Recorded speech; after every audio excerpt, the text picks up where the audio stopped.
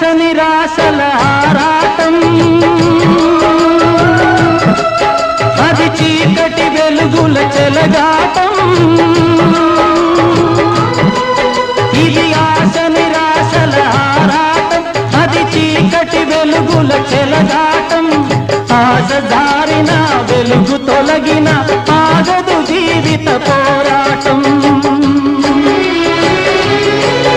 ఇది మనిషి మనసుల పోరాటం,